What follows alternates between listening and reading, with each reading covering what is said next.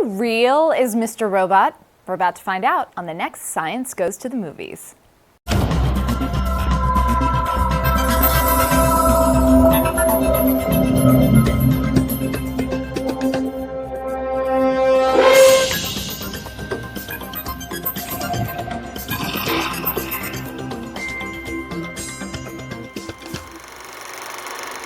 Welcome to Science Goes to the Movies, a look at the stories of science and how they change our culture. I'm Faith Saley.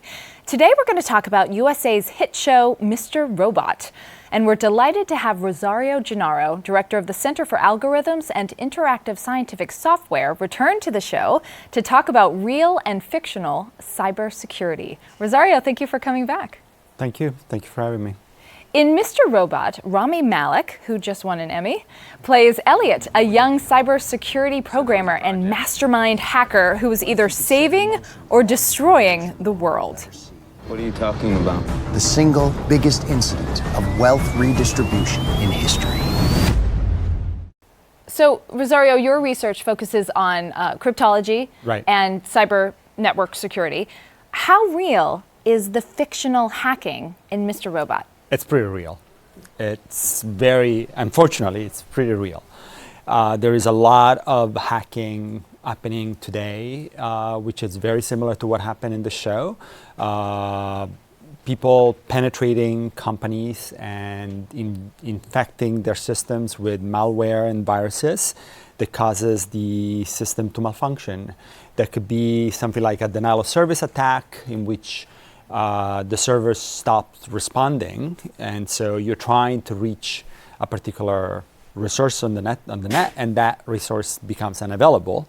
Or it could be something even more serious, as penetrating the system and leaking all the data and all the files that are stored on the system to the outside world, or destroying, erasing those files. And this hacking is happening more and more. It's happening on a routine basis around the world, with targeting that could be related to industrial espionage, to, as we know, politically motivated actions, to even from nation states. So the hacking that we see on Mr. Robot is real. What about the characters? Are computer scientists that nuts? No. So that's actually one of the beefs that I have with the show. Okay. Everybody seems to have some sort of mental instability going on, mental problem going on. To be a brilliant computer scientist, to be a brilliant hacker, particularly with the cybersecurity, you don't have to be mentally unstable, no. But it makes for great TV, it makes for great drama, and I understand why they're doing it. It's just that it's a little bit stereotypical in some ways. And why do we have that stereotype, though? Why do we think that somebody whose mind is brilliant enough to be able to program and then hack has to be crazy? Is it because hacking is evil? It's intense. No. Hacking is not evil per se. I think it's intense. It's something that requires a lot of focus, something that requires, like I said, like a single-minded kind of dedication to it.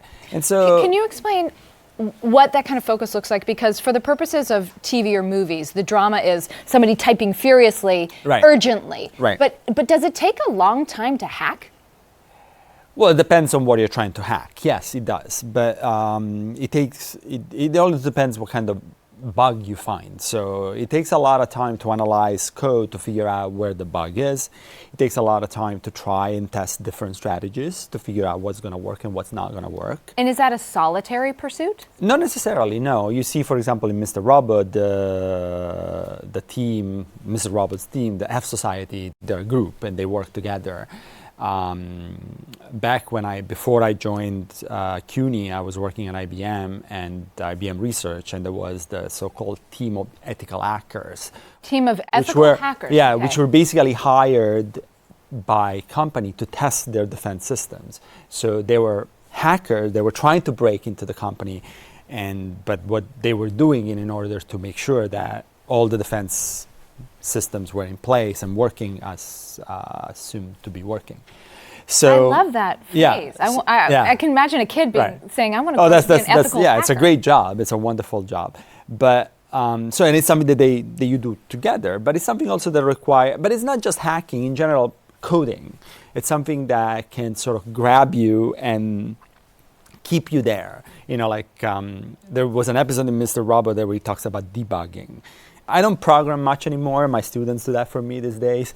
But I remember when I was programming that I could not let go of my program because there were bugs and I had to find the bugs. And you sort of like it's become sort of almost like a game of it's sort of like you find a bug and then you find another bug and you don't want to let go until you're done and you're sort of stuck in it. So that kind of focus and that kind of like dedication to it can be mistaken from the outside as you are like just a little bit off, and that's all you care, and that's passion. It's it is passion, but it's a passion that is somehow so inward. Yeah. That it doesn't come out as enthusiasm and joy outside, and so you start thinking these people are a little crazy. Yeah, it's not performative. Right. Your audience is you and the computer. Right, exactly, and maybe your other couple of people in your team, and so so that can give that impression out there, and that you're crazy a little bit. So you're a fan of Mr. Robot. Is that basically, as you called it, your only beef? Is that computer scientists aren't that crazy, but the rest of it is pretty darn realistic? Yes. You know, I heard, in the name of realism, I heard that Mr. Robot has an art department, an animation department that makes sure that whatever an actor types up on the computer screen is something that makes sense to a computer programmer if he or she is watching the show. Right, yeah. And a lot of what we're seeing is Linux box? Linux, thank you. Yeah. What is a Linux box? So a Linux box is a computer that runs an operating system which is called Linux. The operating system is the bones of the functioning of your computer, is what makes the computer run, and then you can sort of run applications on top. And so the operating system decides what application is running, what sort of allocated resources on your computer, and the most common operating system these days is Windows. Yep. But and then of course there's Mac OS. And there's Mac OS and so on. But Mac OS is actually based on Linux. Mac OS is just almost like a graphic user interface on top of a Unix, Linux kind of operating system. So what makes Linux different? Linux is very popular because it's what we call an open source project. The code is available.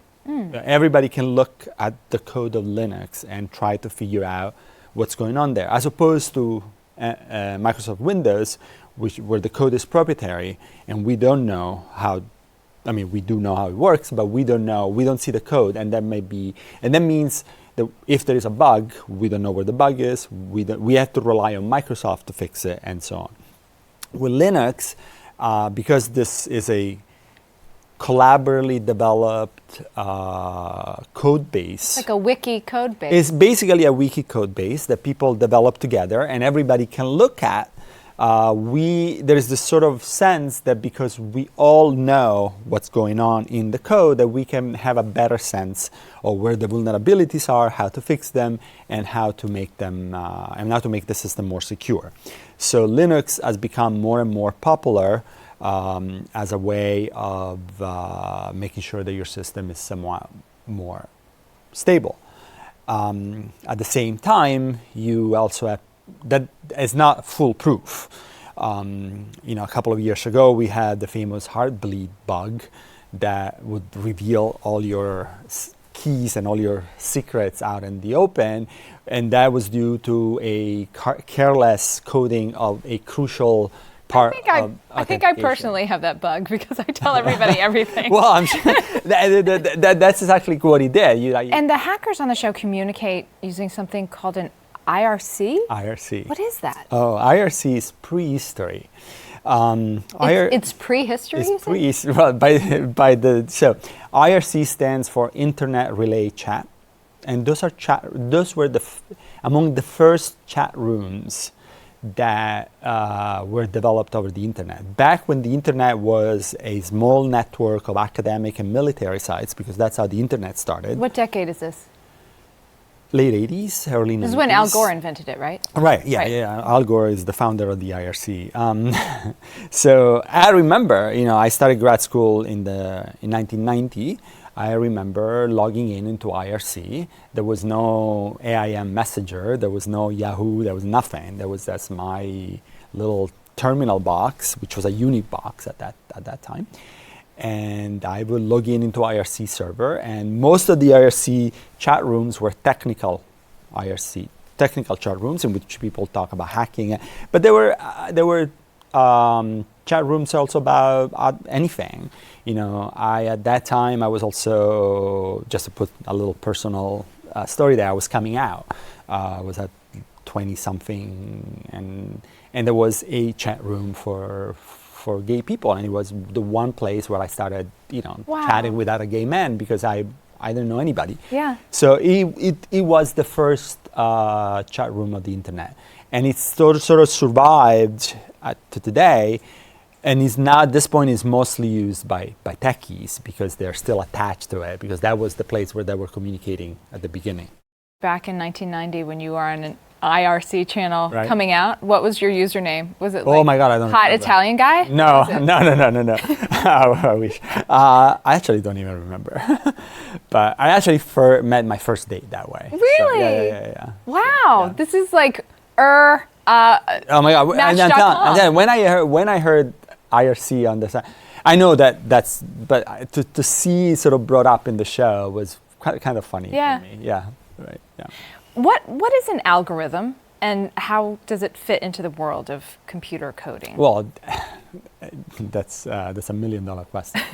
An algorithm is a sequence of steps, elementary computational steps, that you take to go from your input to your output. That sequence always involves some kind of mathematics? Yeah, some logical decision. If I gave someone directions, like here's how you get to the grocery store, that's exactly, not an that's algorithm? an algorithm. It That's, is? if Okay. I tell my daughter, take money out of my wallet, get out of the door, turn right, turn left, go to the store, ask for this, that's an Okay. algorithm. That's the algorithm that gets my daughter to get some money and come back with, some food Okay. for dinner. So an algorithm is a sequence of steps, and that will create a beautiful picture on your screen, for example, or a video game, or a way for you to log into your system so that supposedly you're the only person who's allowed to access your email and stuff like that.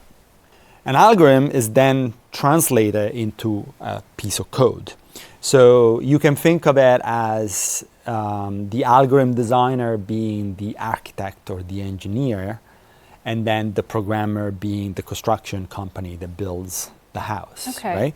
So there are several ways in which you can go from about the task that you need to perform. So there are many algorithms for solving that algorithm, and the algorithm designer is going to try to find the best algorithm depending what your constraints are. You want the fastest algorithm, you want the algorithm that uses the least memory, the least energy from your machine, the least battery power.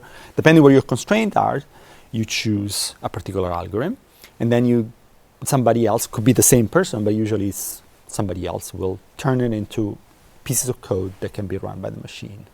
What is the if-then element? It's a logical condition. Usually in an algorithm, you have to make a choice. So there's usually a piece of code that says, if this particular condition is true, you're going to do this, then you're going to do this, else you're going to do this.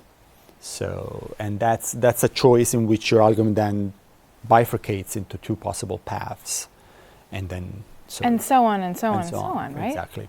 And somebody actually anticipates all of those and so ons, or at some point does it all get computerized? Well, your algorithm is supposed to be correct for all possible inputs, right? So your algorithm should be able to take a input and run on any input and give you the result on any input. So at some point, all of that the choices will be all there in your algorithms to make sure that you get your result.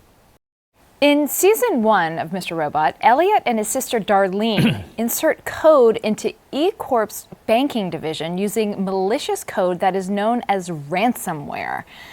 What is ransomware and how prevalent is it? It's pretty prevalent. It's pretty bad. And actually, let me tell you another little personal story. I got my physical last week.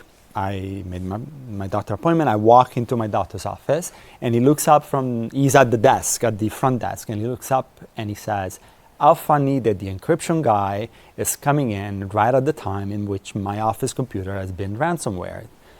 And I walk up to him, and he shows me the screen of his office, front desk computer, and there's this big sign that says, all your files have been encrypted. If you want your files back, go to this site and follow the instructions there. So ransomware is a piece of code which you unwittingly download onto your machine by maybe visiting an infected website or by opening an attachment to your email. And this piece of code will encrypt all your files. And encrypt means lock you out. Lock you out. Okay. Your files are not going to be understandable or usable to you anymore unless you have the key to decrypt them. And then at that point, usually the instruction is pay this much money and you'll get the key to decrypt it. In the second season of Mr. Robot, Darlene and F Society hack into the smart applications in the home of one of E-Corp's top executives. They blast the stereo, mess with the lighting and temperature, and in the show it's all kind of business as usual for them. But in real life, this jump from all digital hack to malicious code that changes real-world machinery is huge. And it's the subject of Alex Gibney's documentary, 0 Days. You've been focusing on Stuxnet, but that was just part of a much larger mission. In the movie, Eric Sheehan of Symantec says malware potentially killing people was a Hollywood-esque plot to us. Is Stuxnet virus capable of reaching through the internet and killing people? Well, I mean, first of all, for the members of the audience who don't know, the Stuxnet virus was the virus that was unleashed on the Iranian nuclear facilities and slowed them down substantially because they made their centrifuges malfunction. So can a virus like Stuxnet travel through the internet and do damage, potentially killing people? Yes, definitely. A virus like that could infect an hospital system and make some of the hospital equipment malfunction if that hospital equipment is connected and controlled via a network, definitely. If we're going to have our home wired and connected to everything connected to the internet with smart appliances, with the so-called Internet of Things, would a virus be able to make things malfunction and cause a gas leak or a water explosion? Possibly. If there are bugs that can be exploited to that extent, yes, that is not something that should be ruled out.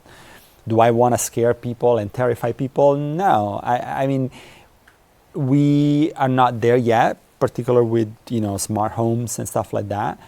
But we will get there. We will get there, and the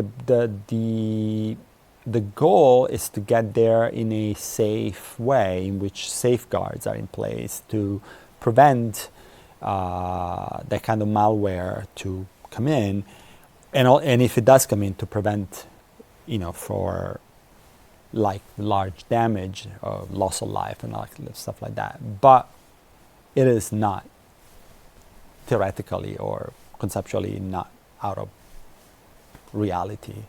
Possible, definitely a realistic scenario. Everything you're saying makes me think those survivalists who have cabins in the woods with Right. like money under their mattresses and canned goods are not so crazy. Well, on the weekends I go to a place that has no internet, no cell phone reception, and we have a landline that is not even good enough for DSL, so we don't even have internet. And sometimes I wonder about. I mean, for me it's a welcome disconnection. Liberating. But it's also sort of, I do wonder about all the benefits of the kind of technology that we have today, but also the costs associated with it, for sure. In the first season of Mr. Robot, E-Corp is so secure that the hackers have to physically insert something into their network to bring it down. We see the same thing in 0 Days. In 0 Days, they call it an air gap or an air wall. What is the difference between a firewall and an airwall? Right. So a firewall, so we were talking about before how you can get your computer completely airtight by disconnecting it from the network. So if you disconnect your system from the network, then you're creating what we call an air wall, an air gap. If you want to access that particular system, you need to be physically inserting like a USB drive or a CD or something on that network. But if your computer is connected to the internet, to a network, not necessarily the internet, then a firewall is a device that you put at the point of entry between your system and the outside network. And that firewall is supposed to analyze traffic and prevent, hopefully, bad traffic from coming in. So it is only going to allow certain kind of connections, it's only going to allow certain kind of messages and so on, and authorize or deny certain kind of access. So that's what a firewall is, and it's based on software that analyzes the traffic and makes a decision. But there is the possibility that your firewall is going to let a damaging connection through. So for very, very secure systems, you completely isolate them. Have an air wall. And then you have an air wall. There's this point that's made repeatedly in 0 Days, which is that 2010 and Stuxnet changed code in the same way that 1945 and the nuclear bomb changed warfare. What does that mean? The release of the Stuxnet network really signaled to the world the arrival of a new kind of warfare. Now we're not fighting anymore only on the battlefield, but we are going to go after you electronically. And we can do that by damaging your weapon productions, which is exactly what happened in Iran. But we can also probably damage your supply lines, your support system, and so on, your hospitals. So in that sense, the comparison to 1945 is pretty accurate. In 1945, we showed the world that we had a new way of bombing and attacking and obliterate your enemy. And so we are.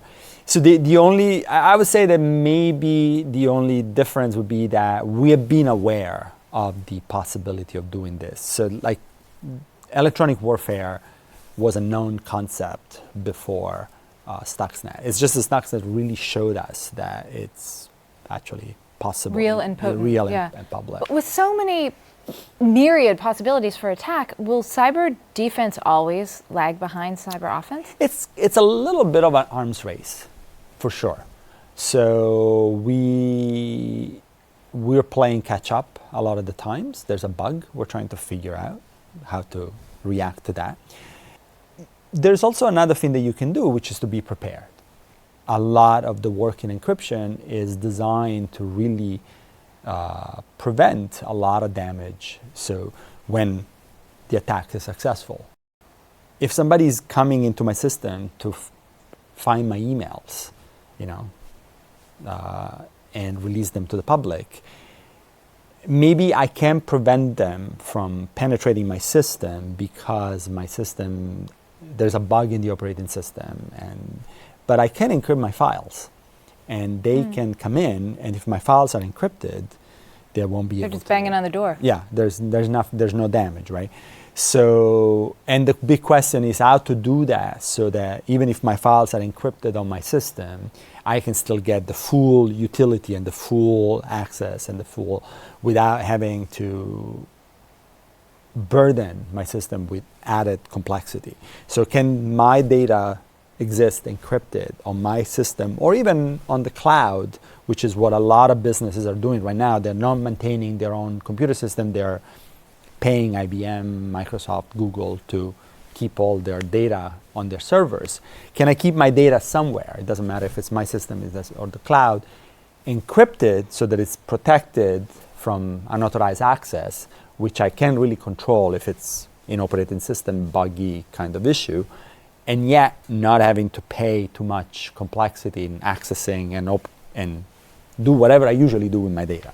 So that's really a big area of work, not just research, because a lot of it is already happening, but also, so that's where the focus of people like me who work on encryption is. Rather than playing catch up, or there's a bug, let's put a patch, let's try to kick everybody out. Let's try to do something so that even if people come in, the damage is limited, the damage is contained, and the exposure is somehow The analogies to mitigated. all other parts of science are similar. It's like fighting Zika, right? Right. Let's figure out what kind of vaccine or exactly. What kind of, Exactly. Can we do? Let's get ahead of it. Can you do both? Yeah. Can we do reaction but also prevention? Yeah. Yeah. Rosario, thank you for coming back to unlock more enlightenment for us. Thank you for having me. Whatever we can't fit into this half hour, we'll share on our Science Goes to the Movies Facebook page. And if you want to watch past episodes, please check us out at www.cuny.tv under the Science tab. Or download our app to keep up with all the Science Goes to the Movies in one place.